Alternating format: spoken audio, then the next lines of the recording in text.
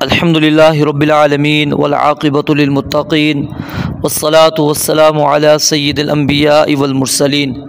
اعوذ باللہ السمیع العلیم من الشیطان الرجیم من ہمزہ ونفخہ ونفثہ بسم اللہ الرحمن الرحیم ما کان علی النبی من حرج، ما کانا نہیں ہے کبھی، کانا یہاں پر نفی کے استمرار کے لیے استعمال ہوا ہے، تو یعنی نفی میں استمرار ثابت کیا جا رہا ہے کہ ما کانا نہیں ہے کبھی،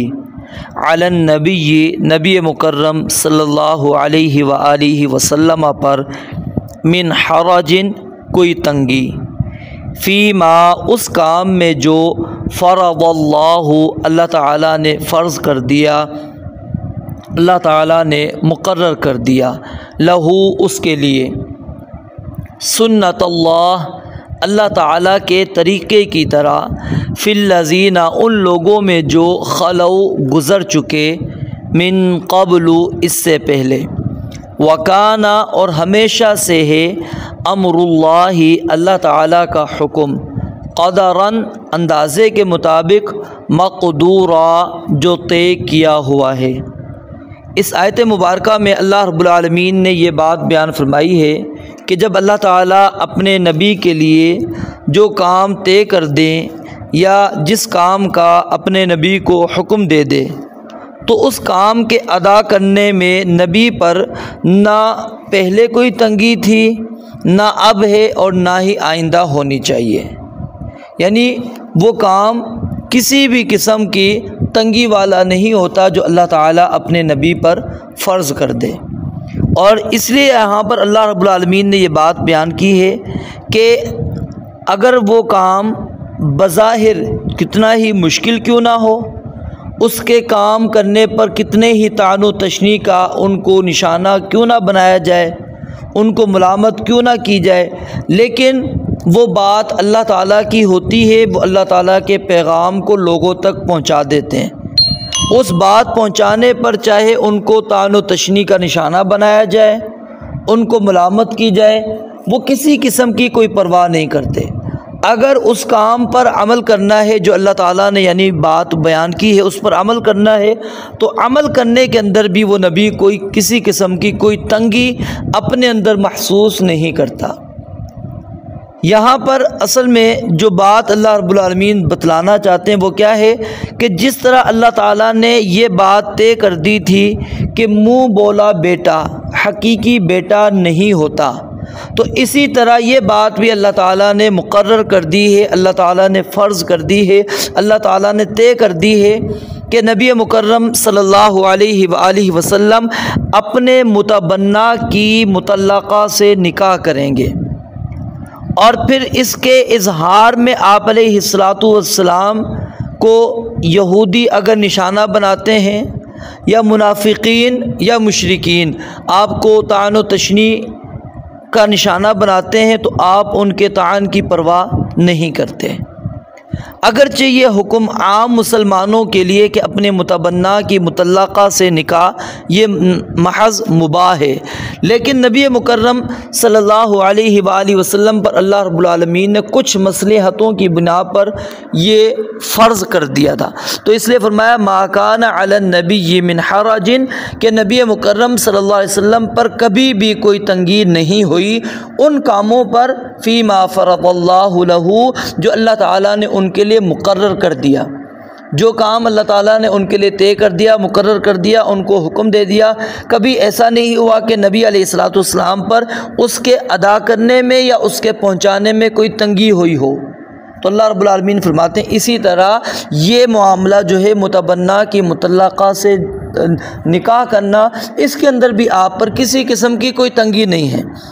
آپ کسی قسم کے طعن و تشنیع ملامت کی پرواہ نہیں کرنے والے۔ پھر آگے اللہ رب العالمین نے فرمایا سنت اللہ فی الذین خلو من قبل کہ آپ سے پہلے جتنے بھی انبیاء کرام علیہم السلام گزرے، اگرچہ ان کو بھی ایسے کاموں کا حکم دیا جاتا جو بظاہر ان کی اقوام کے اور زمانے کی رسم و رواج کے خلاف ہوتے تھے، لیکن وہ انبیاء کرام علیہم الصلاۃ بھی ان کاموں کے کرنے میں یا ان باتوں کے پہنچانے میں کسی قسم کی ملامت سے نہیں ڈرتے تھے۔ وہ جو اللہ تعالیٰ نے ان پر فرض کر دیے تھے وہ کام فوری طور پر کیا کرتے تھے۔ تو فرمایا سنت اللہ فی الذین خلو من قبل، یہ آپ پر ہی ہم نے مقرر نہیں کی کہ آپ نے رسم و رواج کو توڑنا ہے، آپ سے پہلے جتنے بھی انبیاء گزرے انہوں نے بھی یہ کام کیا۔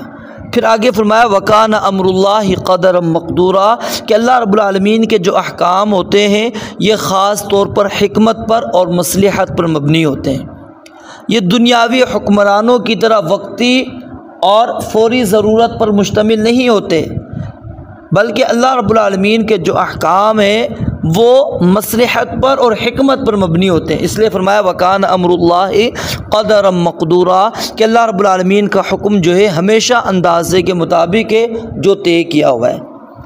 خلاصہ کلام کیا ہے کہ رسول اللہ صلی اللہ علیہ وآلہ وسلم پر اللہ تعالیٰ نے جو جو چیزیں فرض کر دیں کہ یہ باتیں آپ نے لوگوں تک پہنچانی، بلغ ما انزل الیک من ربک، کہ آپ نے تبلیغ کرنی ہے، آپ نے پہنچا دینا ہے جو چیزیں آپ کی طرف نازل کی جا رہی ہیں۔ وَإِن لَّمْ تَفْعَلْ فَمَا بَلَّغْتَ رِسَالَتَهُ، اگر آپ نے یہ کام نہ کیا تو یقیناً آپ نے رسالت کا حق بھی ادا نہیں کیا۔ وَلَوْ تَقَوَّلَ عَلَيْنَا بَعْضَ الْأَقَاوِيلِ لَأَخَذْنَا مِنْهُ بِالْيَمِينِ ثُمَّ لَقَطَعْنَا مِنْهُ الْوَتِينَ فَمَا مِنْكُمْ مِنْ أَحَدٍ عَنْهُ حَاجِزِينَ، فرمایا کہ اگر اے نبی آپ اپنی طرف سے کوئی بات گھڑ کر مجھ پر منسوب کر دیتے، ہم نے آپ کو پکڑ لینا تھا، ہمیں کوئی عاجز کرنے والا نہیں تھا، کوئی رکاوٹ ہمیں ڈالنے والا نہیں تھا۔ تو گویا کہ رسول اللہ صلی اللہ علیہ وسلم پر جو بھی چیز اللہ تعالیٰ نے فرض کی آپ نے وہ پہنچا دی۔ وَمَا يَنطِقُ عَنِ الْهَوَىٰ إِنْ هُوَ إِلَّا وَحْيٌ يُوحَىٰ، آپ نے ہر چیز پہنچا دی، جو اللہ تعالیٰ نے آپ پر چیزیں مقرر کی، فرض کی، آپ نے ان کو ادا کیا۔ پھر ان کے ادا کرنے میں کوئی آپ کو طعن و تشنیع کا نشانہ بناتا ہے، آپ کو ملامت کرتا ہے، آپ نے کوئی پرواہ نہیں کی۔ تو اس لیے فرمایا ما کان علی النبی من حرج، کہ نبی مکرم صلی اللہ علیہ وسلم پر نہ پہلے کبھی تنگی تھی، نہ اب ہے، اور نہ ہی آئندہ کبھی قسم کی کوئی تنگی ان پر ہونے والی ہے کہ اللہ رب العالمین کوئی ایسا حکم دے دے جو نبی ادا نہیں کر سکتا۔ نہیں، نبی وہ کام کرے گا کیونکہ اللہ تعالیٰ نے ان کے اوپر مقرر کیا ہے۔ رب العالمین سے دعا ہے اللہ تعالیٰ سمجھنے عمل کرنے کی توفیق عطا فرمائے۔ وآخر دعوانا ان الحمد للہ رب العالمین۔